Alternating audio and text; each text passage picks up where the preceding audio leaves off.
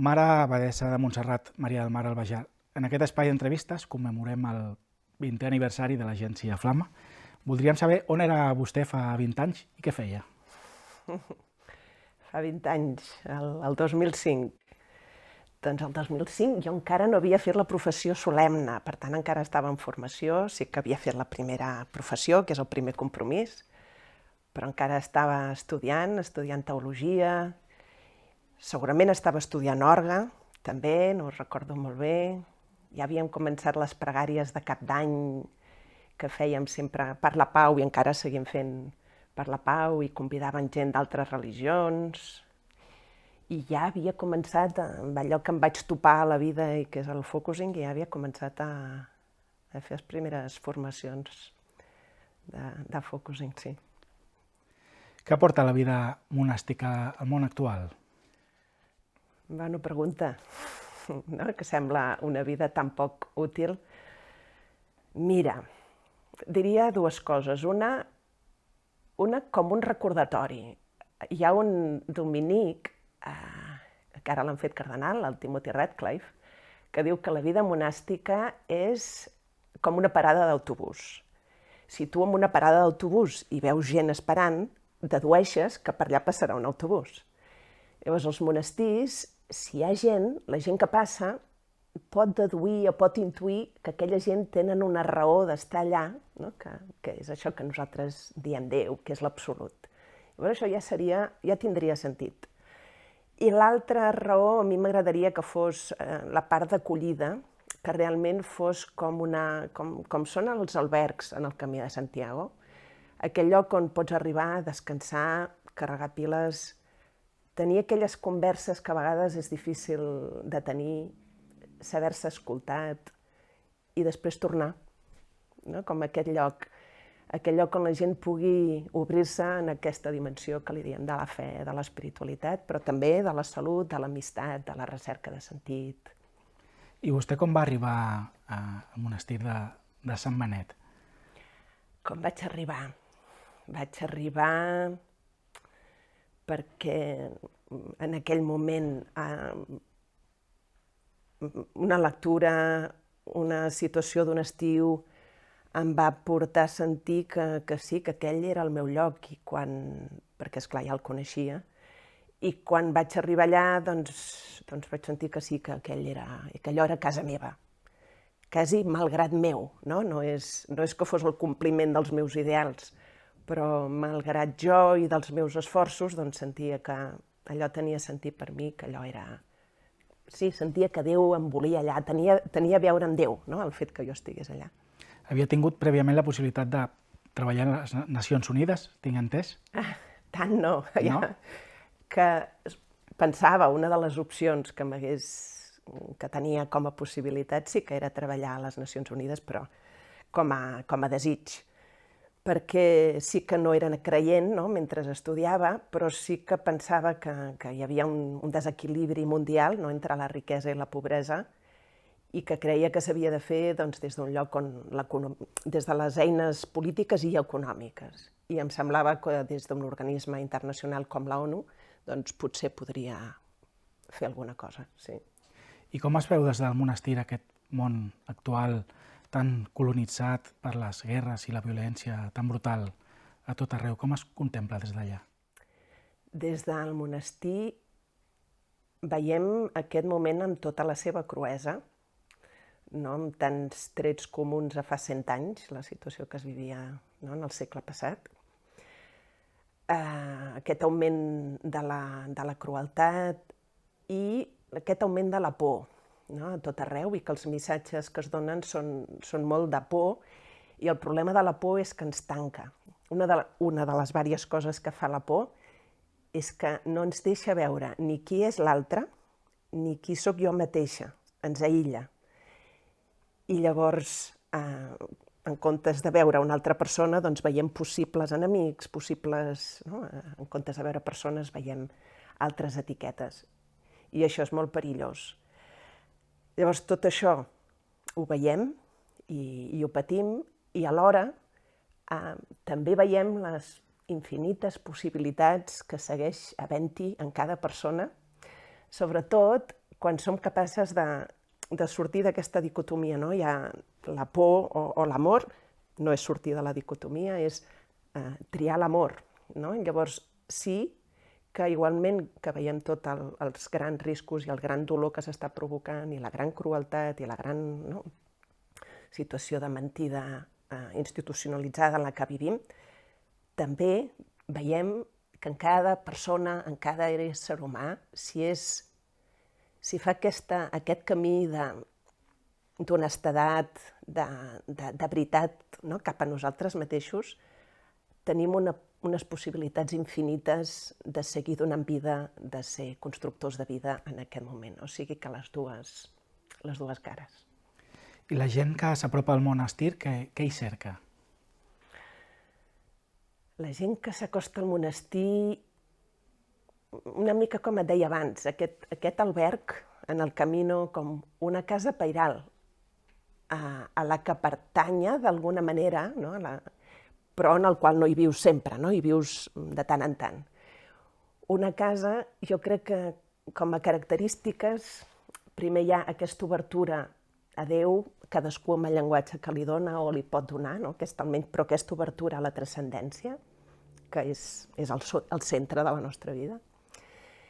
I també un tipus de relacions diferents, no? En el monestir aprenem, som com tothom, però aprenem a estimar, a reconèixer l'altre, a escoltar, a no jutjar. I això és el que intentem oferir a la gent que vingui i construir aquest món que volem, no? Doncs construir nosaltres des de dintre i amb la gent que s'acosta. Deia l'abat de Poblet, fra Rafael Barrué, en la seva benedicció abacial, va reivindicar la necessitat de silenci en la societat. Per què necessitem el silenci? Creu que és molt important que el recuperem per les nostres vides? El silenci, almenys per dues raons. El silenci és l'oportunitat que tenim de donar-nos de qui som, del que estem vivint, del que necessitem, del que ens importa. A vegades, quan fas silenci, te'n recordes de la gent que no has trucat i que sí que estimes, no? Perquè com que anem tant amb aquestes presses, ens dediquem a relacionar-nos amb la gent que ens trobem, però a vegades hi ha persones que estimem molt i com que no tenim temps, no? I quan fas silenci te n'adones del que sí que és important per tu, del que sí que t'agrada, de quines són les necessitats reals que tenim. I només per això ja seria important, no? Per pausar, per posar tot el que vivim, per poder rectificar, per poder accentuar totes aquestes coses. I alhora, perquè Déu té la mania de no cridar. Déu té la mania de parlar en el xiu-xiueig, en la intuïció, en la comprensió, aquesta que arriba justament en el silenci. El silenci és dels llenguatges més propers de Déu. I llavors, si no aguantem, si no ens quedem en el silenci, serà molt difícil que sentim aquest Déu que ens està estimant, que té ganes de parlar amb nosaltres, té moltes ganes de comunicar-se, Déu, amb nosaltres. Però si no escoltem és molt difícil. I Déu parla en el silenci, no? Molt a través del silenci. Va participar vostè recentment en la commemoració dels 20 anys del grup de treball estable per les religions. Deia Raimon Panikkar, el pensador català, que les religions han d'ajudar-se mútuament a corregir-se les unes a les altres. Està d'acord amb aquesta afirmació? Absolutament, sí. Les religions, aquest grup el que fa és treballar per un millor diàleg, una millor comprensió entre les religions i la millor relació entre religions i persones és aquella que ens ajuda a ser qui som. Autènticament qui som. Originalment qui som. Aquell qui som que no gosem ser perquè ens amaguem sota els rols socials i culturals que ens hem construït.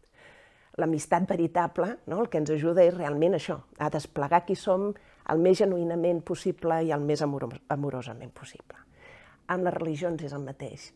Les religions no estem aquí per construir religió. Les religions totes tenim un missatge que dona vida i que pot ser vehicle de pau i justament en aquest moment. És molt necessari que les religions en aquest moment ens ajudem a convertir-nos. Però convertir-nos a què? a convertir-nos en aquest missatge que sempre és nou, que sempre porta nova vida, que sempre allibera, que sempre és portadora de pau. Però per això hem d'estar constantment a l'escolta també, no? Com a religions, com a institucions, per renovar-nos. La vida religiosa, l'Església, les religions. Necessitem sempre estar a l'escolta del missatge que ens dona la vida. El missatge que ens dona la vida, la tenim a dintre renovant-nos, proposant-nos aquest missatge que és molt antic, no? Jesús parlava fa 2000 anys i en altres religions encara és més antic. Però perquè tingui la significació, perquè sigui encara vàlid, perquè segueixi dient el mateix, hem d'escoltar el que ens diu avui i si cal canviar les paraules, si cal canviar el llenguatge, per justament expressar la força alliberadora i la força de pau i la força d'amor que contenen totes les religions. Per tant, sí, no? A la frase de Pàniker, absolutament, ens hem d'ajudar a convertir-nos, a girar-nos, a orientar-nos, a retornar al missatge que ens dona vida, que és nou avui encara, i que, per tant, ens fa canviar, no? Aquella expressió del Pere Casaldàliga, ser fidelment creatius, o la fidelitat creativa. Creativa és una fidelitat que sempre és nova, i això vol dir sempre en conversió i en les religions ajudar-nos a això. I és un moment que les religions totes ens hauríem d'ajudar, perquè aquest planeta necessita de tothom i les religions tenim un missatge molt especial, tenim molta força, tenim tota la llum, tenim molta saviesa per comunicar i és un moment important que ho fem. De fet, Casaldàliga deia de ser creients creïbles, no? Exactament, exactament. Ser creients creïbles fa referència, per mi, a ser testimonis. Difícilment podem comunicar el que no vivim. Avui el món necessita testimonis, i testimonis vol dir persones coherents. És que el missatge ens sobrepassa. Estem parlant de Déu, estem parlant de l'Evangeli, ens sobrepassa. I no ens acabem de creure que tenim Déu amb nosaltres, que tenim la bondat amb nosaltres, que si ens fiéssim de nosaltres, però autènticament, en comptes d'estar dubtant o amb por, sempre mirant cap a fora, confiéssim més que Déu és amb nosaltres i amb la bondat intrínseca, això és Gènesi 1, tot era bo, l'ésser humà era bo de debò. Si ens fiéssim més d'aquí, podríem ser testimonis d'aquest Déu, no? I ser testimonis és el que la gent entén, és el que necessitem avui, i quan som testimonis és que ja canvia alguna cosa, no? El fet de ser coherents amb l'esperit de Déu que ens viu ja fa que canviïn coses, ja fa que hi hagi nova vida. Amb els simples actes, no cal, amb el dia a dia, amb les coses senzilles. I en aquest sentit, creu que l'Església Catòlica, com a institució, ha fallat d'alguna manera com a estructura d'acollida per apropar a les persones, l'ésser humà, cap a la plenitud i la salvació? L'Església Catòlica ha fallat molt i ho ha fet molt bé, les dues coses, no? Hi ha exemples admirabilíssims de generositat, de passar justament aquest missatge. I alhora s'ha equivocat molt, ha fet mal a moltes persones amb el seu abús de poder, de consciència. Hi ha molta gent que ha viscut sota la por del pecat i en lloc de comunicar aquest Déu que és vida, que ens ajuda a desplegar i a compartir qui som, moltes vegades no ha vehiculat això, sinó que ha vehiculat altres missatges que empresonen, que fan petits a la gent o que cohibeixen. Llavors, sí, l'Església té les dues parts, no? Hi ha uns exemples que superen qualsevol expectativa dintre de l'Església i que han donat vida tantíssima i continuen a mi donant-me vida. I alhora sí, també s'ha equivocat, ens hem equivocat molt, sí. Hi ha gent que no troba atractiva l'espiritualitat catòlica. Com es podria fer per fer que sí, que la senti més atractiva? Jo crec que és aquest tema de l'autenticitat. Tenim el missatge, tenim la vida, ho tenim. Llavors és atrevir-se a viure-ho, atrevir-se a viure el que diu l'Evangeli, aquesta aquesta coherència, amb aquesta confiança. Ara, per exemple, estem a la Quaresma. La litúrgia de l'Advent és preciosa. La litúrgia de la Quaresma té molt de repetició, de pecat i de culpa. Això no és ben bé un missatge que dona vida. Jo crec que la gran, com diu Zisiula, no? Aquest gran teòleg, la gran ascesi, la gran feina que tenim és l'ascesi de l'amor. És que ens arribem a creure que Déu té una tendresa infinita per mi. Quan ho faig bé i quan ho faig malament, quan m'ho crec i quan no m'ho crec, quan me'n surto i quan no me'n surto. Llavors, si me'n surto o no me'n surto sí que és important per rectificar, però el que importa és que Déu ens estima bojament. I llavors, com podem ser més creïbles? Doncs realment obrint-nos, gosar, obrir-me al fet que Déu m'estima amb una tendresa infinita sempre, sempre, sempre, quan ho faig bé, quan m'equivoco, sempre. I això a mi em va canviant. I a mi això fa que jo, clar, vagi aprenent a estimar d'una altra manera. I això fa que la gent entengui quin és el missatge de l'Evangeli. Mentre repeteixi textos de fa 2000 anys que ara no signifiquen el mateix, és molt difícil que això engresqui. El testimoniatge, i que gosem canviar el que no significa l'Evangeli. Intentar treure pors, intentar llançar-nos a l'Evangeli, al missatge d'amor, amb tot el que això significa. Abans s'ha mencionat, en l'anterior resposta, els abusos de poder i de consciència dins l'Església. S'hi ha trobat vostè com a la seva vida religiosa, amb aquesta mena de situacions? Sí. No he mencionat els abusos sexuals que hi són també. I que són tan horrorosos, sense pal·liatiu.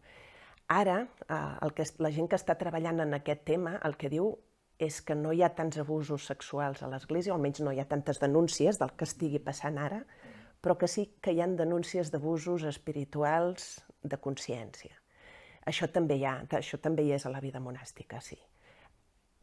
A la vida monàstica femenina menys, però també, però l'abús de consciència i l'abús espiritual sí. I això, ara hi ha molta informació, és un tema molt important. Es pot fer molt de mal abusant la consciència. I amb l'espiritualitat es pot fer molt de mal, perquè la recerca de Déu normalment la gent la fa des d'un lloc molt sincer, molt genuí, i abusar d'aquesta vulnerabilitat, d'aquesta obertura, pot destrossar una vida. Jo crec que l'Església és una de les tasques pendents que tenim, està fent la tasca de demanar perdó i ajudar a tanta gent que ha patit, això ho està fent molt bé, a l'arxidiòcesi de Madrid ho estan fent molt bé, per exemple, hi ha un centre allà que ho estan treballant molt bé, això està perfecte, però ara hem de treballar amb la prevenció. No pot tornar a passar. No podem tornar a valorar o promoure persones que poden abusar d'altres. Hem de tenir les eines per identificar-ho, perquè no podem fer mal. Fem el que podem, tothom podem fer mal, ja ho sabem, però hem de fer el possible perquè la vida religiosa, la vida monàstica, alliberi persones, doni vida, sigui màxim fidel a l'Evangeli de Jesús. D'acord. Què en pensa del fet que per primer cop en la història de l'Església, en la Cúria Vaticana, hi hagi una prefecta, Simona Bambrilla, en aquest cas de la vida màxima responsable de la vida consagrada i les societats de vida apostòlica? Què en pensa d'aquest avenç promogut pel papa Francesc? Mira, per una banda era com ja era hora, ja era hora. És aquest retard institucional de l'Església respecte de la visibilització de la dona, del reconeixement de la dona, de la normalització de l'ésser humà que és home i dona, i això encara no ho tenim bé. Llavors ja era hora, gràcies a Déu, i és un signe d'aquesta tasca que està fent aquest sant pare, que va fent tots els passos que pot per canviar aquesta estructura, perquè sí, és un mal que es fa el fet de no veure, de no visibilitzar una part de l'Església, que a més deu ser el 80%, això ja t'ho dic sense haver mirat dates, no? Però no, la part de la població, aquesta part que necessita sempre ser representada, que no té veu pròpia, que no és visibilitzada, que no és reconeguda, això encara està fent mal. I és una d'aquestes coses que, clar, la gent jove d'avui no entén que això sigui donar vida, no? Que sigui reconèixer l'ésser humà. Llavors, tots aquests passos que sí que s'estan fent de normalització del que és de l'ésser humà, que és home i dona, no? Doncs és molt positiu. Hi ha gent que voldria més velocitat en els canvis, però s'entén que el papa Francesc el que ha fet és iniciar processos i que ell té per missió mantenir unida l'Església, no? Llavors, a vegades no creu que se li demana més del que pot fer un sol papa en la història de l'Església? Mira, per demanar, oi?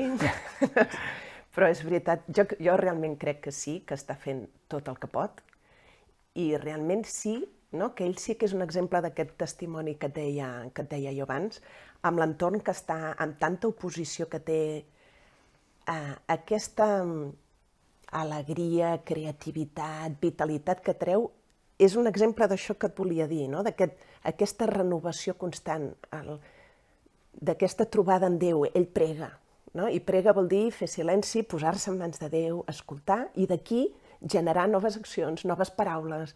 D'aquí ve l'alegria de la vida, d'aquí ve la llibertat, d'aquí ve l'amor. Per mi és un exemple perfecte d'aquest testimoni, sí. D'acord. L'Abadia de Montserrat està immersa en la celebració del seu mil·lenari. Què representa pel monestir de Sant Benet viure a l'ombra d'aquesta de l'Abadia?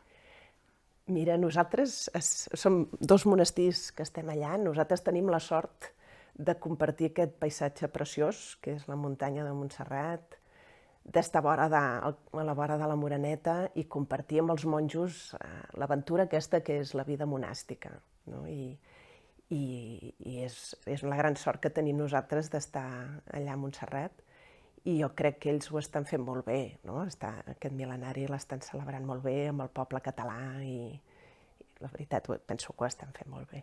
Sí. Va rebre la benedicció com a abadessa de Sant Benet per part del bisbe Agustí Cortés, que ja ha estat reemplaçat per Fra Xavier Gómez, l'any 2015. Com va ser la relació amb el bisbe Agustí, la relació del bisbe amb la comunitat de Sant Benet? La relació va ser molt bona. És un home de Déu, el bisbe Agustí, i sempre va ser proper, sempre va ser dialogant, molt generós, i sempre va haver-hi bona relació. Sí, no? Hi ha hagut una relació molt propera i molt bona amb el bisbe Agustí, n'estem molt agraïdes, sí. I el bisbe Fra Xavier Gómez ja ha tingut ocasió de conèixer-lo? Sí. Religiós també? Dominic, sí. Ja ens coneixíem una miqueta i ens hem conegut, i molt contentes que estigui en el bisbat i de fer camí com a església diocesana amb ell. Jo crec que amb ell podem fer aquest camí, no? De seguiment de l'Evangeli, de comunicar aquest regne de Déu, que és la passió de Jesús avui, i de fer camí conjuntament. Jo crec que sí que és una sort. Jo estic molt contenta que estigui al bisbat, sí. Com a religiós que és, frare Dominic, creu que pot aportar alguna cosa significativa, diferent, en el seu paper com a bisbe, com a cap d'una diòcesi? T'ho dic així sense saber-ho massa, Home, jo crec que pot aportar aquesta experiència de Déu, no? Que la vida religiosa posa, primer de tot, viu aquesta relació amb Déu, no? Jo crec que això ho pot aportar, la seva humanitat i la sensibilitat, no? Suposo que sí que tindrà més sensibilitat amb la vida religiosa. I ara que fas la pregunta, m'agradaria també, ell i a tots els bisbes, no? Aquest tema que hem parlat, que és preocupant, no? Els abusos, doncs que tinguéssim els ulls oberts, no? Per identificar qualsevol possible forma, no? D'abús, que treballéssim en aquest sentit, conjuntament tant a la vida religiosa, que a vegades es fan servir missatges de por o s'infantilitza les persones o qualsevol cosa que no ajudi a créixer com a persones humanes, doncs crec que els bisbes des del seu lloc han de contribuir perquè no succeeixi, per donar, per oferir camins de solució. Fa poc va morir Regina Governa, Sí. una monja molt estimada i carismàtica a Catalunya i particularment a la comunitat de Sant Benet. Sí. Com porten la seva absència? Quin creu que va ser el seu llegat? Mira, la trobem molt a faltar. Era una dona estupenda, fantàstica, no? Comunicava molta vida. I ara només de parlar amb ella ja en surt. Sempre deia, preciós. I sí, la trobem molt a faltar, però ens ha deixat aquesta energia, aquesta vitalitat, aquestes ganes de viure a 100%, a donar-se fins al final, com va fer ella, que va acabar tot, va acabar el llibre, l'exposició, va acabar tot i se'n va anar, no? Doncs viure amb això, al màxim, no? Sense guardar-se res a la butxaca, doncs això és el que ens deixa un gran record i un gran agraïment per la seva presència a la comunitat. Sí. Tenen por de la crisi de vocacions? O de la minva dels darrers anys que s'hi ha produït en aquest sentit? Mira, por no. És així, és una realitat, no? I és un moment, no és un moment de canvis, és un canvi d'història en el que estem vivint.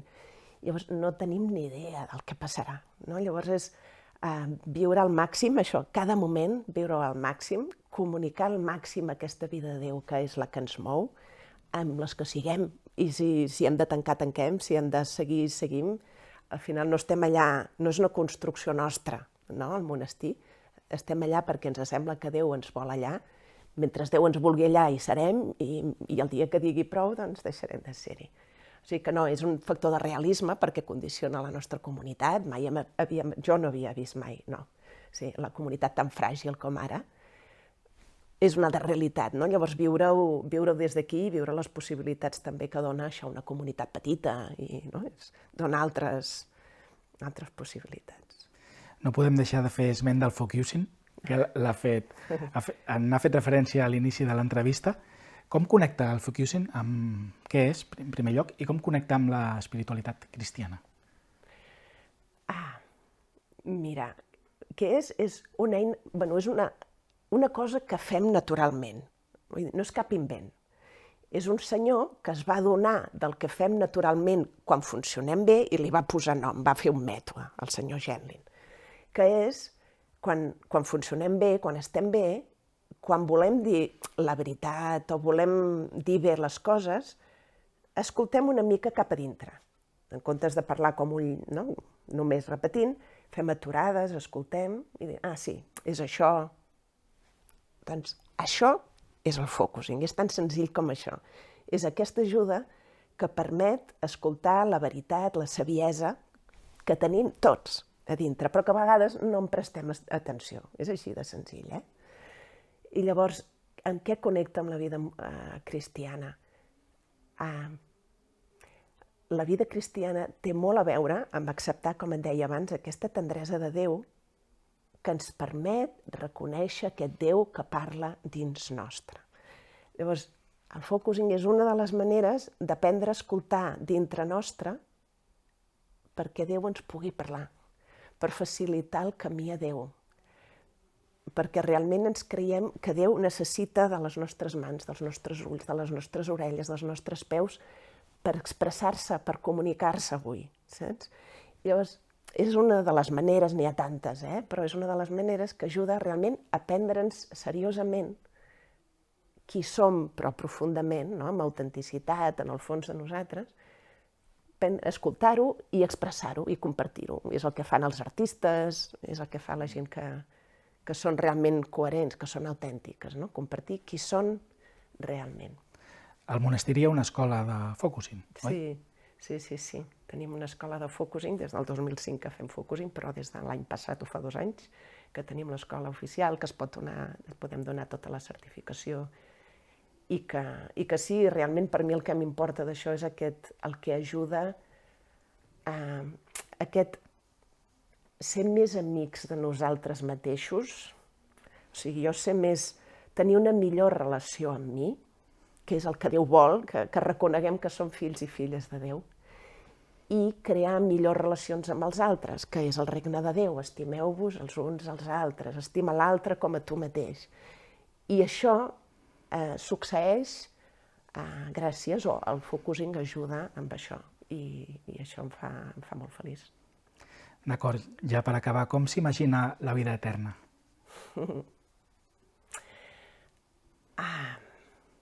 No me l'imagino gaire, però això de la vida eterna, eterna vol dir sense temps. No? Si fos eterna, que no s'acaba mai, seria un avorriment, sense temps. I llavors doncs, me l'imagino com aquests moments de plenitud, on tot és present, on tothom hi és present, on tothom som qui som i som u. M'imagino alguna cosa com així, no? Amb un altre cos, no tindrem aquest cos, tindrem un altre cos, però serem nosaltres. I potser haurem entès, no, potser no, i estarem en aquell pare bo, no? En aquell pare bo del fill pròdig que ens acull constantment, tant si som el fill petit com si som el fill gran. Doncs llavors estarem en aquesta presència, en aquesta comprensió d'aquest amor que ens supera per totes bandes. Maria del Mar Albajar, abadessa del monestir de Sant Benet de Montserrat, moltes gràcies per ser amb nosaltres. Gràcies, un plaer.